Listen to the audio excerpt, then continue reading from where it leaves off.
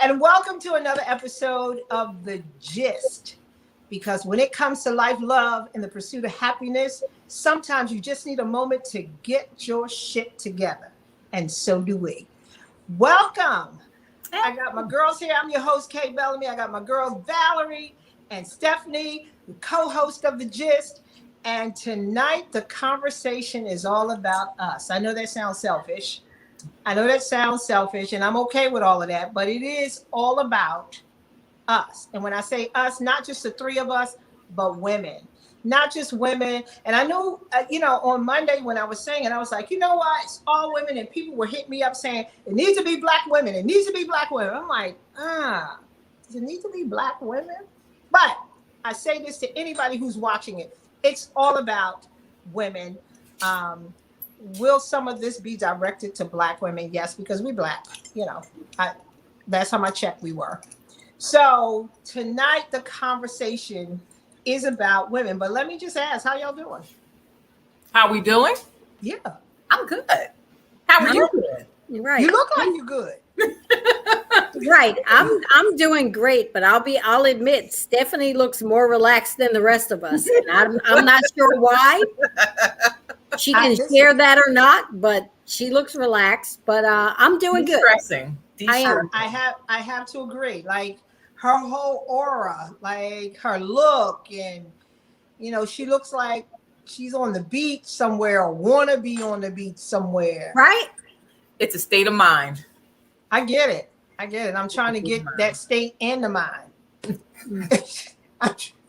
I'm trying to go to a state, with my mind. What do you say? A state and a mind. Right. A state of mind. Right. I got it. Right. And listen, as soon as we decide to do this podcast from a different state and a different mind, I'm so in.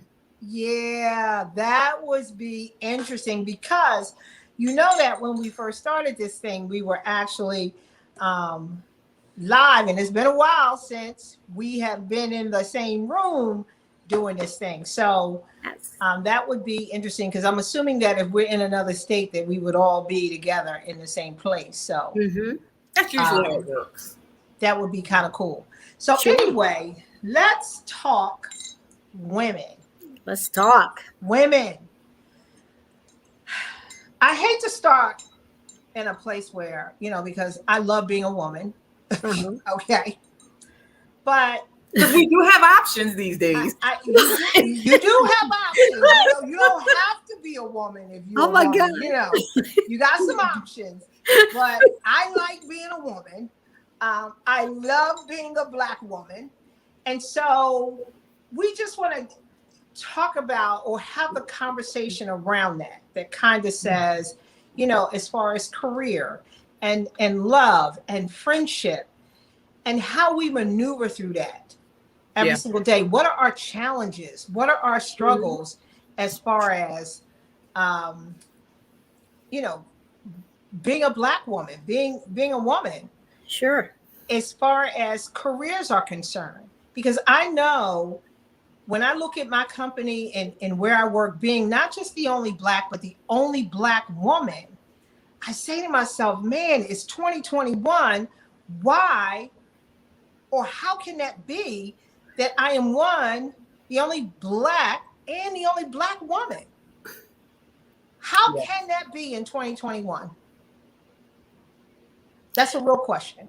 That's interesting, and you're right. You think about as far as we have supposedly come, there really are these situations where you really do find yourself, you're the only black person or black woman. So it's a valid question. Like how did that happen? Because we've supposedly come so far. We're fighting for our rights. We're fighting for where we're supposed to be. And yet you still find yourself in these situations where it's just me. It's just me. Right. And part of it, I think, is the environments that we're in. When you're in an environment where someone else is doing the hiring and choosing, I think oftentimes people by their nature hire people who they are comfortable with. Yes. And sometimes who you're comfortable with are people like you. I mean, are we still there?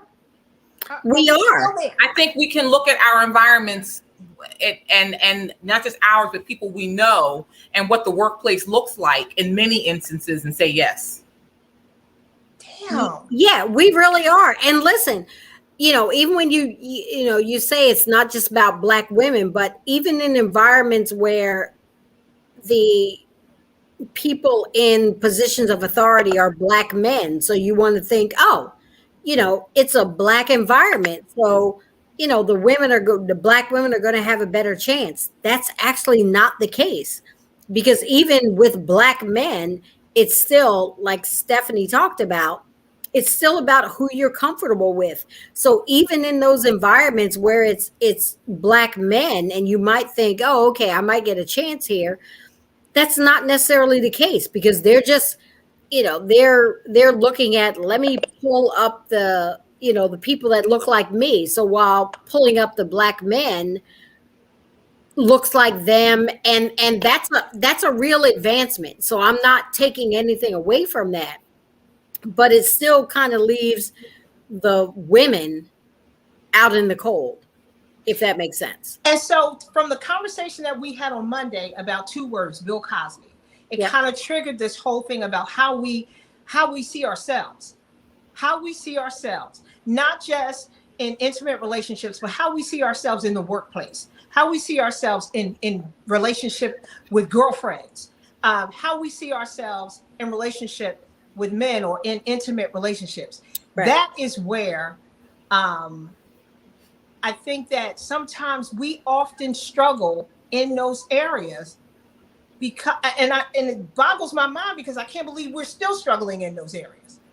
So even when we talk about relationships, are we still struggling with the angry Black woman? Are we still believing that, we're the most difficult ones in the relationship? Are we still believing? No, we're not. We're not. So we're not. It might not be that we're believing it. So if we kind of go back to what we said tonight's podcast would be about, which is, dear women, and not even just Black women, just dear women. Right. And the thing that I would say is, dear women, stop waiting for someone to, oh gosh, I just forgot my statement. So I literally just forgot the statement. It was, oh no, we're not going to stop, because I'm going to figure it out. So it's, dear women, stop waiting for someone to treat you better, demand better. That was my statement. Because, and even when you talk about whether it's Black women or women in general, like waiting for someone to treat you better, waiting for someone to give you better, we really do have the power to do that ourselves, and we're just not doing it. So I understand your point in that, are we really still here? And we really are. And a lot of the fact that the issue that we're still here, it's because we've allowed ourselves to still be here. But I think it's challenging also because of what we talked about on Monday. We are always fighting for this space. Yes. That we feel like, and not even just feel like, that we actually earned and deserve, but we have to constantly fight for it. And if we're not fighting for it, now we got to negotiate. And then we start negotiating with our bodies, and we start negotiating with all kinds of shit that we should not be negotiating with, because, like you just said, Val, we need to start demanding it. But how? How do you demand it? Other than to walk away, other than to say, no, thank you. No, thank you so much. So, but you know what? I think that's okay, because it's funny that we're all saying the same thing in our different ways. Because when you ask the question, I sat back and thought about it. And my thought was, you said, okay, dear women, right? My statement is, let's stop letting life just happen to us. Right? One of my friends has a great saying, and she and I have bounced this off each other. Be the director of your own show. And that means sometimes doesn't mean walking away, right? So if you're in a marriage where you're unhappy, change it. Do something about it. Figure out how that works for you. If you're with a man and he doesn't want to get married and you do, walk. If you're at a job where you feel unfulfilled and unappreciated and bored to tears, leave. If you've got that degree you never finished and you're 55, go finish it. Like, we have to take control of our own spaces. Nobody's going to give us a space. But the only time they are not. The only time now let's talk about that for a second. Sure. The only time we can actually do that unapologetically, without question or without having to answer, is when we are single. It's when we're single. I don't agree with that. Is that really the only time? Because I'm not saying it's etched in stone, but I'm saying how we think. Yes. How we think is the only time we can do that. Because when you have a spouse, or when you have to take that into consideration, you have to ask the question. You can't wake up in the morning and quit your job and you got a spouse and a husband. You can't do it. But you know what? That's you can the do? reality. You can go to your spouse and say, here's an issue. Let's talk about this. Here's what I want to do. And if you have positioned yourself and married a person who is the right person for you, he says, you know what, baby, let's plan this out. How are we going to make that happen for you? Exactly. And I think that makes perfect sense, because as someone who's married, I know who I was coming to the table, and my husband knows who I was coming to the table. So if I woke up one morning like, this ain't working for me, I'm absolutely confident I could say that to him, and he's like, okay, I can support you. And I'll give you a great example, because when I was kind of thinking about this topic, when we talked about what we were going to say to women and what we should demand for ourselves. I have a girlfriend, and still a great girlfriend. She's, married, happily married, has children right now. But when we first became friends back in the 90s, one of her issues was, I get tired of all these guys I meet who just want to come over to my house and not have a real date. So it was kind of a running diatribe that I don't want a guy who just wants to come over and sit on my couch. And one day I said to her, then stop inviting them over to sit on your couch, because he's doing that because that's what you offer. And the thing was, like, all week long, they would talk about, oh, we're going to get together. Just come over Friday. We'll figure it out. But by the time he got there on Friday, they're watching TV, they're eating food, having drinks, and then they never go anywhere. So my comment to her was, well, stop inviting guys over to just sit on your couch, because that's what you're doing. And that's kind of what I think, when we're talking about, like, what do you accept? Like, I know in my marriage, that's not accurate, that my husband, I can't say to him, like, listen, this job ain't working for me. I can't do that. Because the truth is, I've known my husband for 18 years, and I know he knows me, and I know what I can say to him. So, and I get that. Right. I get that. And that might be true for you. That might be true for me. That might be true for Stephanie. But the average woman, because sometimes we don't find our aha moment until we're all in. We come into relationships at different stages of our lives, and how I came in my relationship could differ to, the plans I had, and the mindset I had coming into my relationship. And then, 10 years down the road, I could be like, listen, I need to do something completely different. And you know what? And sometimes when you come in a relationship, people aren't always ready for the big change. The big change is a personal endeavor. You understand me? It is not everybody's endeavor. That's a personal choice to make the big change. Like Billy Joel said, I love you just the way you are. Come on. Don't go changing, baby. What happens is, the longer you stay in a relationship, the more comfortable people become with who you are, how you do it, and what you do. And then all of a sudden, one day your aha moment comes, and you're like, all of this shit's about to change. Everybody ain't ready for your change. But that's, they're not ready for that. And that might be true. But I think when we talk about, like, what you say to people, that's okay. And if there's an aha moment that changes you, and you talk to your supposed soulmate that this is what's happening to me, Really? if that's your real soulmate, then they're going to be okay with it. And if they're not okay with it, then maybe that's not really your soulmate. Oh, so cool. But I mean, I'm just saying, that's okay too. I think if you talk about what, trying to tell people what's okay, you got to say that that's okay too, to find out that the person you thought was your soulmate is not. well, I get that, but again, people change somewhere down the road. So when I say, dear women, one of the things that I say often is that, you have to choose your partner wisely. Yes. You do. And you choose them at, you could be the one that's choosing them at different phases in your life. The one you chose at 21, he probably going to be different than the one you choose at 41. Yes. Or 51, or whatever the case might be. But what I will say to women is that you're right. The reality is that we will continue to have to fight. We will continue to have to negotiate. We will continue to have to do that.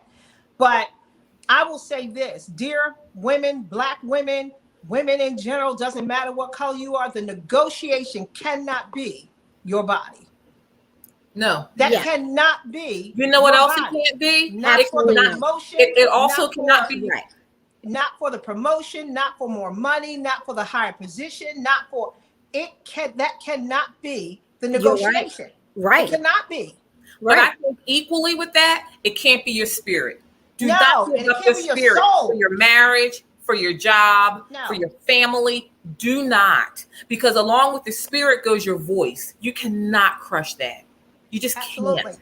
And I think too often as little girls, we're taught, I was raised in church. Okay, I know you were, and Val, you may have been as well. And you're taught how to talk, how to walk, how to sit, how to behave, how to be polite, how to respond, And I think along with some of that just comes the stifling of your voice. You just get quieter and quieter, and you don't feel comfortable saying some things in certain spaces. Maybe it's considered rude, or disrespectful. It's really not. It's just my voice. And it's okay for me to say, I don't like something, or no, I'm not going to take off my blouse, or no, I don't think that our marriage should look like this. Right. You got to be comfortable with that. And it doesn't just happen. And listen, you're right. It doesn't matter how bold or outspoken you believe you are. In those moments, some of us shrink in those moments, and we redirect or reevaluate how we express what it is that we truly want, what it is that we're not going to tolerate, what it is that we will and will not do. And so, maybe that's about what we teach our daughters. Because we had a conversation once we were offline, as I like to call it, podcasts after dark. Right. So we were having a conversation. I mentioned about my 4-year-old who, because of the things that I've talked to her about and the videos she watches, we went to the dermatologist and she told the dermatologist, "You can't look at my butt." So she literally said that. Right. And you're right. I think sometimes it's about what are we teaching our kids, whether it's our sons or our daughters, like what are we teaching them? And that's one of the things I want to try to impart to my daughter. Like, listen, whatever it is you think works for you is what you should say. And you can, figure that out in the midst of a relationship. But what you think works for you or what you don't want to do, you should be okay with saying that. So that's what I'm teaching my daughter. And I think, as adults and as women, the things that we're teaching our kids, like, the only way they're going to get that is if we're teaching that to them. Well, that can go back so far, because I said before in another conversation that we teach, or we were taught, and we continue to teach that the truth hurts. And so when you teach that, and I never understood how that became a thing, that the truth hurts. Because if you believe the truth hurts, then it will force you to lie. It will force you to curve your truth. It will force you to do that. It does. In fact, it's the lies that really hurt. It's the inability to speak, have a voice, or to speak and say what you need to say the way you need to say it. And so it's not sometimes always about saying what you want to say, but sometimes you want to say it the way you want to say it. And that brings up, because again, when I was kind of taking notes on this topic, and my first point, but my second point was, don't be afraid of who you are. And whether that's I'm, independent, I'm strong, I have an opinion, or even if I come across sometimes a little mean, like, don't be afraid of who you are. And you're right. That's exactly right. Like, we're taught, whether who we are, sometimes you kind of tone that voice down. And I think Stephanie talked about that a little while ago. Sometimes we tone that voice down because we're so in tune to what we look at, male roles and female roles. And so my message to women is, don't tone down who you are. Because the truth is, if you're toning down who you are to get a man, there's a man for everybody. It doesn't matter. He's getting a diluted version of you anyway. Right. So don't tone down who you are. Don't be afraid of who you are. Be who you are. Now, I'm not suggesting that sometimes we don't have things to work on, but don't tone down who you are to get what you think you might want, if that makes sense. And again, it sounds just amazing. But, in the real world, what we do carry a lot of is fear. Yep. And so when we go to do that, the first thing we're thinking is, I can't do that, in fear of I will lose something. So that's the point of our podcast, to let them know they're not going to lose anything. Right.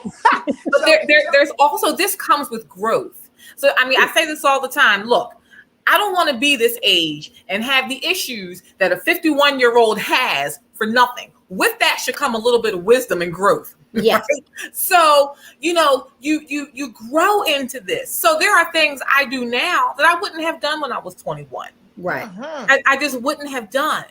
And it's a process and a journey. And some of it is through trial and error. Some of it is getting kicked in the mouth by, bad situations or hurt, and learning, I can't put myself through that again. I'm going to do it differently next time. Right. So it's a process. It doesn't just happen. It is. Even from your career standpoint, and I'm sure that all of us have dealt or deal with, some issues, even from a career perspective. And there's some days I want to walk in that office and be like, yo. And I, because what do you mean some days? I'm surprised you haven't done it already. But go ahead. I was about to say, I'm not even going to front. I have. I do it. What are you talking about? All the time. So I say, dear women, you can try it, as seen on TV. You can try it, but you got to be able to stand in it. You understand? Right. You got to be able to stand in it. And that is the hardest thing for us to do. It is. To stand in it. It is. Once you call it, you got to be able to stand in it. You got to be tough enough to stand in it. You got to be bold enough and full of heart, because that takes heart. But more importantly, you got to have a whole lot of faith, because let me tell you something. When you go hard, your faith got to be strong. Yes. Your faith got to be strong, because when you go hard, somebody can kick you right out the door, but you got to be like, you know what? I'm going to be all right. My faith is straight. Right. Exactly. Yeah. Because I stood up for something I actually believed in, and I told you I believed in it, and I told you that I wouldn't accept anything less. And you got to trust that. You got to stand in it, and you got to walk in it, and believe that God got your back. Seriously. That is real. It is real. We deal with a lot of stuff on a day-to-day basis as women, we deal with a lot of stuff. Some of it is self-inflicted. Yes. Some of it we put ourselves through and we do, and some of it is, out of our control. Right. Some of it is out of our control because there are still people in the world that will not see us as equal, will not see us as value or valuable. They just won't. And so sometimes you have to constantly remind people that, one, I am valuable and I do have value. So, for us, that is a struggle. And I will add this. It's not always just in the workplace. I haven't had the situation, but I know people who have that in their families. Yes. The family dynamic that they are fighting against as well. So it's come, and people always say, oh, my home is my place of peace. Everyone's home isn't a place of peace. Some people come home that it's a battle. So every day is a battle. Every day it is a battle. And not only that, in your relationships with your girlfriends, it's a battle. It's a struggle sometimes because everybody don't get you. Well, which makes life in general difficult because you have situations where, okay, I don't have that power in this area of my life, but I got it over here. But when you find that you don't have it anywhere, that really it's a constant battle. And it's unfortunate because the truth is, as women, if we really were to exert our power, we have a lot more power than we realize. We have a lot more power than we realize. But we have that stereotype hanging over our head that, women don't get along with other women and women can't support other women. We carry this stupid baggage around. And so you're right. If we came together collectively, could we get a lot more done? Absolutely. Yeah. Absolutely. But we have to get better. And I think the reason we struggle is two reasons. And I think it has to do with self, of course. Yeah. And it has to do with men. And so women will sacrifice a relationship with another woman in a heartbeat for a man. She will. Which is sad because the man will come and go, but your girlfriends will be there almost forever. And we'll sacrifice it. And at some point in time, we'll come back with our heads between our, legs and be like, damn, I messed up. Hey, girl. Hey, girl. Like,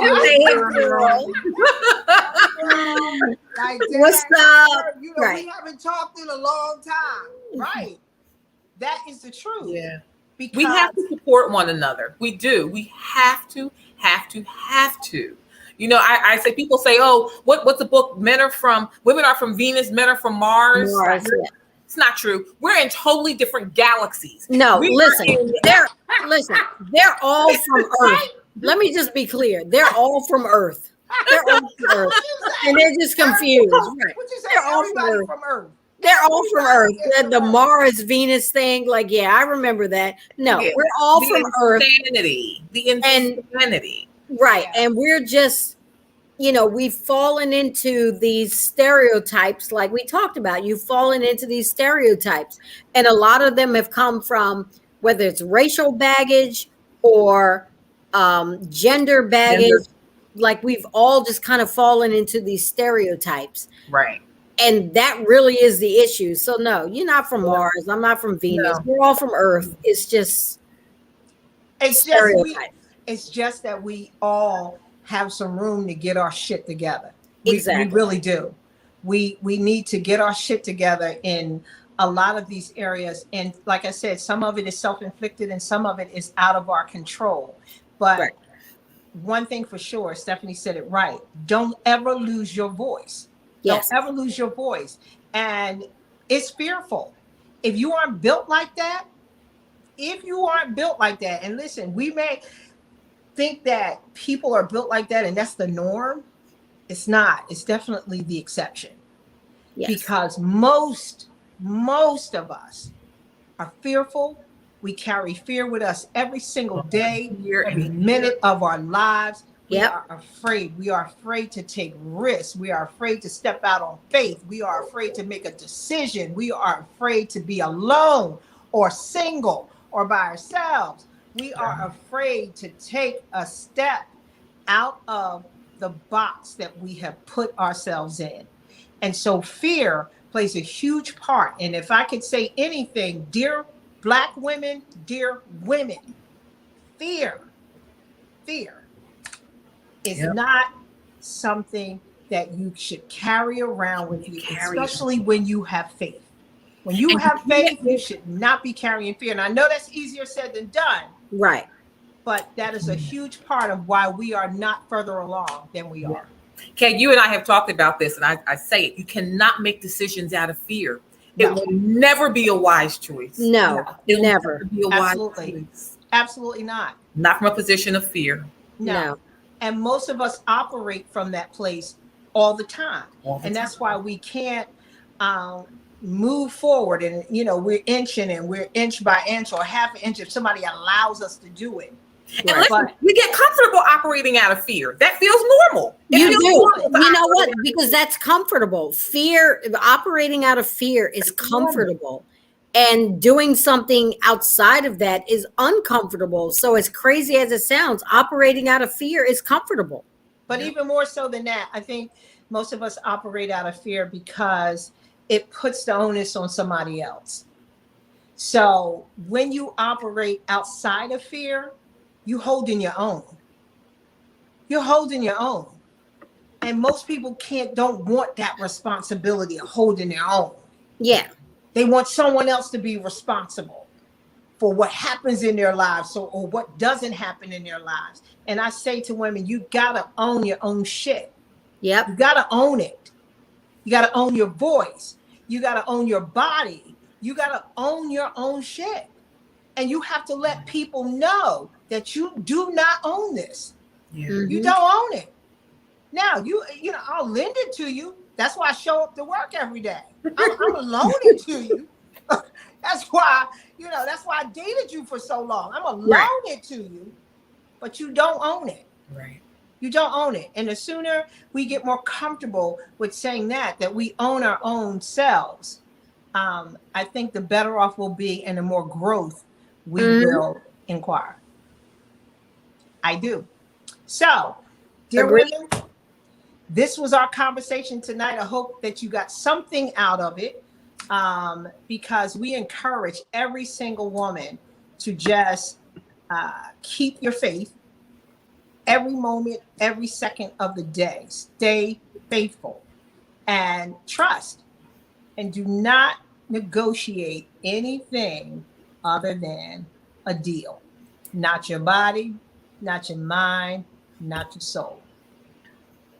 You ladies want to add anything before we wrap? I think that summed it up.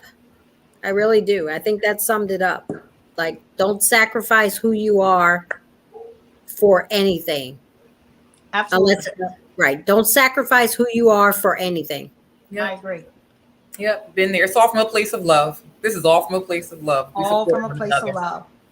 Thank you all so much for checking out another episode of The GYST. We'll be right back here on Monday. And the topic on Monday, ladies, is, could your ex be your next? What? Okay. I should probably go ahead and answer no right now, but okay. I'm married, so I should probably answer no right now. It's a no. It's a no. We're going to talk about the exes.